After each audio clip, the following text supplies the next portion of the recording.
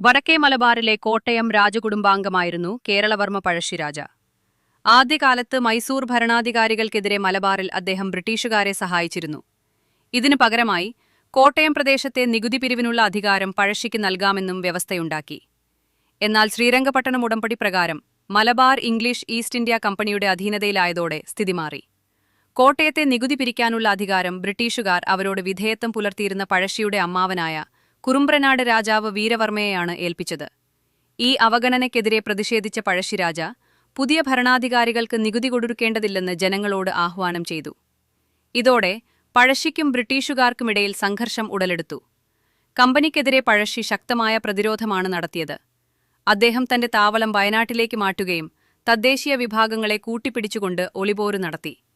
കുറിച്ചനായകൻ തലക്കൽ ചന്തു, നായർപടയെ നയിച്ച എടച്ചേന കുങ്കൻ, കൈതേരി അമ്പു, കണ്ണവത്ത് ശങ്കരൻ, പള്ളൂർ എമ്മൻ എന്നിവർ പഴശ്ശിക്ക് ശക്തമായ സൈനിക പിൻബലം നൽകി. വനങ്ങളും മലയിടുക്കുകളും നിറഞ്ഞ വയനാട്ടിൽ ജനങ്ങളുടെ പിന്തുണയോടെ പ്രതിരോധം തീർത്ത പഴശ്ശിയെ കീഴടക്കുക എളുപ്പമല്ലെന്ന് ബ്രിട്ടീഷുകാർ മനസ്സിലാക്കി. അദ്ദേഹത്തിനെതിരെ ബഹുവിധ നടപടികളാണ് അവർ കൈക്കൊണ്ടത്. തന്ത്രപ്രധാന സ്ഥലങ്ങളിൽ സൈനിക താവളങ്ങൾ ഒരുക്കി, പുതിയ റോഡുകൾ നിർമ്മിച്ചു, വയനാട്ടിലേക്ക് അരി എത്തിക്കുന്നത് തടഞ്ഞു, കലാപത്തിൽ പങ്കെടുക്കുന്നവരെ പിടിച്ചുകൊടുക്കുന്നവർക്ക് പാരിതോഷികം പ്രഖ്യാപിച്ചു.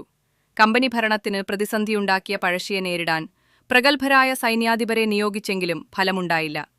തലശ്ശേരിയിലെ സബ് കളക്ടറായി വന്ന തോമസ് ഹാർവേ ബാബർ പഴശ്ശിയുടെ ശക്തിയായിരുന്ന സേനാനായകരെ വധിച്ചും താവളങ്ങൾ കണ്ടെത്തിയും പഴശ്ശിയെ കൂടുതൽ പ്രതിരോധത്തിലാക്കി.